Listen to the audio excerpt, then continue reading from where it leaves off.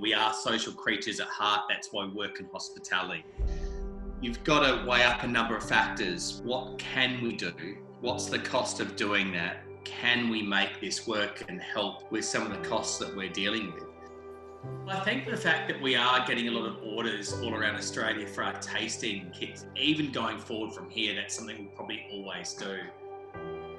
Welcome to episode 2 of the Adapt series, brought to you by our team here at Nucleus. So far, we've had an incredible response, and we'd like to thank you for all of your positive feedback. I'd also like to invite you to have a look at the post with this video and click on the Adapt SA hashtag, and then click follow. That way you'll be able to keep up to date with all of the stories that we're going to be bringing you, as they'll be delivered directly to your feed. Today we're talking with Marcus, the Admiral of Hains Co, one of the Adelaide venues who've had to temporarily shut their doors to the public as a precaution, and rightly so that we can flatten the curve and protect the public from the coronavirus. Today, Marcus is going to talk to us about how they're adapting by setting up virtual gin and whiskey tastings that are now selling Australia-wide. Marcus is also going to talk to us about an initiative that they're setting up called Hains at Home, where you'll be able to order your favourite cigars and whiskey to be delivered directly to your door, courtesy of the fine folks at Hains. And we've also got a special invite for South Australian business leaders to join us for an online networking event where we'll be having a virtual gin tasting hosted by the fine folks at Hains. So let's hear what Marcus, the Admiral of Hains, has to say.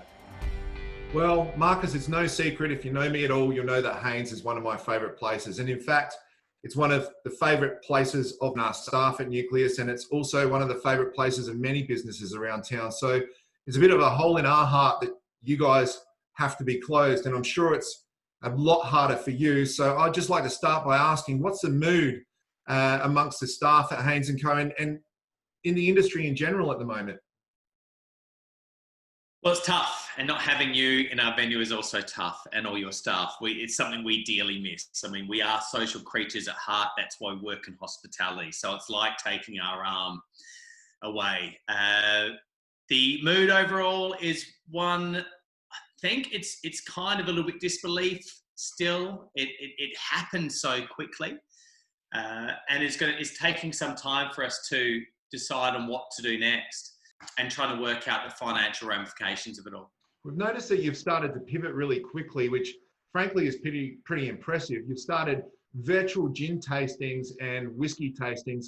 Can you tell us a little bit about that and what else you're doing to keep the ship afloat at the moment?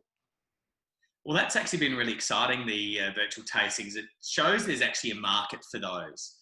We are sending them all around Australia, from Victoria, New South Wales, Queensland, and Perth. We've had orders from so far, and we've got 3 up at the moment, and we'll certainly do a whole lot more too. Being able to do virtual tastings, what it's shown is that there's a lot of people that are in more remote areas that would love to be involved. It's not a huge money earner, but it's something which is really lovely. And for us to be able to maintain people to keep in mind, Hains Co and our brand, it's a great brand proposition for us to carry forward. Aside from that, we are lucky enough to have a direct sales license, which is something I got a couple of years ago that we haven't done anything with, but there was always a plan to. And that side of the business was always going to be called Lifting Spirits, which is our tagline at Hains Co. Aside from that, we're also looking to do an annual selection every week of a whiskey or rum and a cigar. As you would know, cigars are a big part of our business, and prior to all of this happening, we placed a lot of orders for cigars that have all coming in the duties as well. And it's something we're finding customers are getting in touch with us saying, can I buy some cigars off you still? So that's all going to work quite well. We've got a number of things we're going to try to do. There should be cost savings to be made at the moment, not necessarily in raw produce, but in time, certainly, if there is the JobKeeper allowance to allow you to hire people at a much reduced rate. Rental certainly cheaper. All the other bills are pretty much the same, but you know, for us, one of the first things we did at Hains Co is shut down as much refrigeration as we could, which is one of our biggest bills, is electricity. It is all about just slowing down the bleed so that we're definitely back by the time this is all done. Fantastic. And have there been any pleasant surprises along the way through some of the things you've been doing to adapt that you might not have otherwise thought of? Well, I think the fact that we are getting a lot of orders all around Australia for our tasting kits has been really interesting. And even going forward from here, that's something we'll probably always do.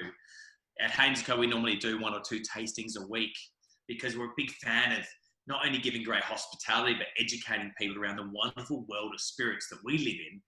And we certainly get to know and enjoy, and it's about sharing those stories. So we could do them in a live environment as well, and then be able to have people doing the tastings with us from afar. Yeah, that's fantastic. And on that, we run an event at Hains Co called SA Business Builders, where we bring South Australian business leaders together to enjoy your hospitality and talk about doing business. So we've decided to do one of these virtual tastings in about 2 or 3 weeks, a gin tasting. What can we expect, and what can the people coming along expect to experience with you via Zoom? Well, I have to say, I think you'll be pleasantly surprised. We put our first packs together and sent them off today. The boxes look great. The little vials of goodness inside each one look fantastic. The way we've set this all up, it looks very Hainsy. It has the right feel, and it should be exciting to open. It'll also include for you a gin glass, one of our great Hains glasses. It's important that you're always reminded of who we are, where we are, and that we will be back, because we don't want you to forget about us. Well, that way we get a little bit of Hains at home, right? You will. And you'll have me and, of course, the Commodore on deck and taking you through a guided tasting. We've got some great support from some of our wonderful suppliers to be able to bring this to you as well. So we're really excited about it.